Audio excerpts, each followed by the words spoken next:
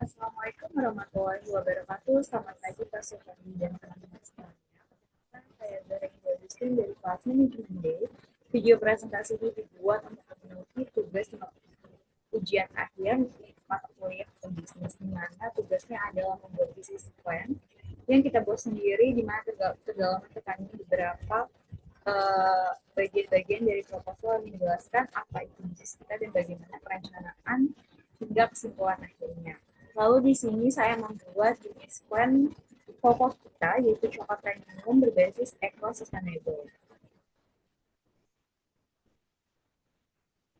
Di sini ada latar belakang atau alasan kenapa saya membuat usaha ini, yaitu meski Indonesia adalah produsen kakao terbesar ketiga di dunia, sebagian besarnya itu diekspor mentah tanpa adanya nilai tambah. Sementara itu, konsumsi coklat dalam negeri itu meningkat, tapi didominasinya itu oleh produk massal yang kurang mengangkat kekayaan lokal. Sehingga hadir pokok kita sebagai solusi dengan menghadirkan coklat artisan berbahan kakao lokal dan rempah Nusantara yang unik, berkelanjutan, dan mendukung UMKM. Lalu di sini ada tujuan bisnisnya, yaitu menjadi produsen coklat lokal premium, memberdayakan petani kakao dan pelaku UMKM, serta menyediakan produk yang sehat, halal, legal, dan berkelanjutan. Serta ada beberapa manfaat bisnisnya, yaitu membuka lapangan kerja dan nilai tambah dari produk kakao sendiri. Lalu ada mendorong UMKM patuh terhadap hukum seperti izin, label, dan PIRT dan mengangkat martabat petani dan membentuk konsumsi sadar lingkungan. Gambaran umum bisnis itu seperti apa? Nama brandnya adalah pokok kita, bentuk usahanya adalah berbentuk usaha mikro atau UMKM berbadan hukum perorangan. Misinya adalah menjadi produsen coklat lokal berkualitas tinggi dan ramah lingkungan. Dan misinya ada tiga. Yang pertama adalah menggunakan 100% bahan lokal, edukasi pentingnya produk lokal dan fair trade, dan penuhi standar legalitas usaha kecil. Lalu di sini ada roadmap bisnis selama 3 tahun ke depan, itu di mana tahun 2025 adalah tahap validasi dan legalitas awal. Fokusnya adalah membangun fondasi bisnis dan melakukan validasi produk di pasar. Lalu ada tahun 2026, yaitu tahap ekspansi pasar dan branding, di mana fokusnya adalah meningkatkan kapasitas produksi dan memperkuat merek di pasar regional. Dan tahun 2027 adalah tahap skalabilitas dan ekspor, di mana fokusnya adalah menjadi brand lokal unggulan yang mampu bersaing di pasar nasional dan mulai merambah pasar internasional. Di sini ada gambaran umum dari bisnisnya, yaitu yang pertama adalah lokasi usaha ada di Depok, Jawa Barat, dekat universitas dan sentra UMKM, di mana deskripsi produknya ada produk utama berupa coklat batang, ada yang dark, milk, white, lalu ada varian rasa khas Indonesia, ada jahe, pala, kelapa, kopi toraja, dengan kemasan yang tentunya eco-friendly dan dilengkapi dengan label PIRT dan sertifikasi halal. Lalu di sini ada struktur organisasi dari pokok kita, di mana pemilik usahanya saya sendiri, yaitu Zara Indra. Ada juga kepala produksi dan R&D atau Research and Development. Ada tim produksi dan pengamanan, manajer pemasaran dan desain konten, staf keuangan dan administrasi, serta kurir atau logistik yang bisa freelance. Lalu di sini ada analisis pasar dan pemasaran, di mana target pasarnya sendiri adalah mahasiswa dan karyawan berusia 18 sampai dengan 35 tahun. Lalu ada konsumen yang peduli akan lingkungan karena bisnis ini sendiri kan mengusung terkait dengan sustainability dan berkelanjutan gitu dan eco friendly. Lalu ada pecinta produk lokal dan artisan. Strategi pemasarannya itu mencakup 4P, di mana yang pertama adalah produk, keunikan produk, lalu ada nilai tambah, dan packaging. Lalu ada price, di mana ada value based pricing, di situ kayak sistem penetapan harga yang sesuai dengan nilai produk itu sendiri. Lalu ada harga yang kompetitif, diskon, and bundling. Di sini ada place, di mana ada penjualan secara online, penjualan secara offline, dan ada delivery and pre-order. Penjualan online itu bisa melalui Instagram Shop, TikTok Shop, ataupun Shopee dan Tokopedia. Lalu di sini ada promotion, itu ada di media sosial, event and aktivasi, dan ada program referral dan royalty. Referral itu berupa kayak ajak teman dan royalty. Lalu di sini ada analisis kompetitor, di mana kompetitor itu ada Dua, yaitu merek impor dengan branding yang kuat, sedangkan kekurangannya itu mahal dan tidak lokal. Lalu ada UMKM lokal, murah tapi kurang packagingnya dan produksinya itu kurang. Lalu ada brand yang saya usung ini itu Koko Kita, lokal, unik, premium, dan legal. Brandingnya baru, tapi masih perlu promosi yang efektif atau intensif.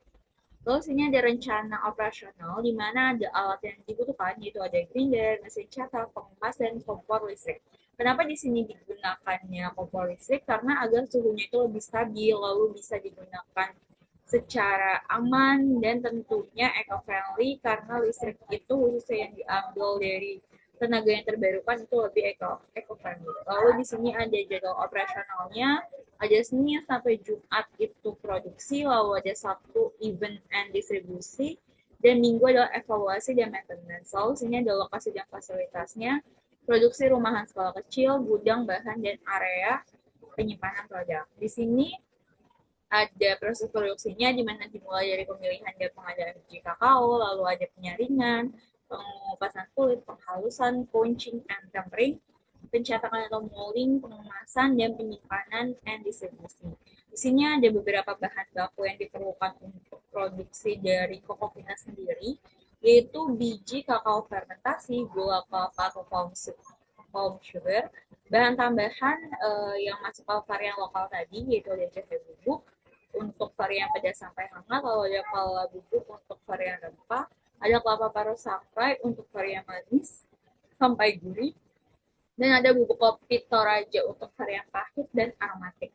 Ada susu bubuk yang non-fat dairy milk, dry milk, emulsifier untuk menstabilkan tekstur coklat, dan minyak nabati khusus varian tertentu untuk memberi tekstur yang lembut pada coklat.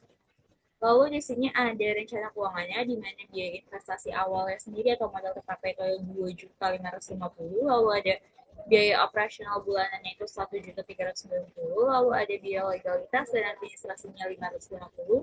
Rincian estimasi biaya awalnya sekitar 7.270. Proyeksi penjualan selama 3 bulan itu ada 9 juta. Lalu ada proyeksi laba kotak senilai 4.830 dan diperoleh break even point, yaitu biaya variabel per unitnya senilai 6.950 dan BEP per unitnya 27. Sehingga kita harus menjual sebanyak 27 unit untuk mendapatkan keuntungan per bulannya atau untuk menutupi modal dalam sebulan itu. Lalu di sini ada sumber modal. Sumber modal itu ada 4. Yang pertama ada tabungan pribadi sebesar 55% atau senilai 4 juta, lalu ada modal keluarga sebesar 28% atau senilai dengan 2 juta, lalu ada data beasiswa wirausaha mahasiswa senilai sebesar 14% senilai 1 juta, dan ada donasi atau kerjasama dengan teman atau co-founder sebesar 3% atau senilai dengan 270, dengan perolehan total sumber modal 7.250 sesuai dengan estimasi biaya awalnya tadi.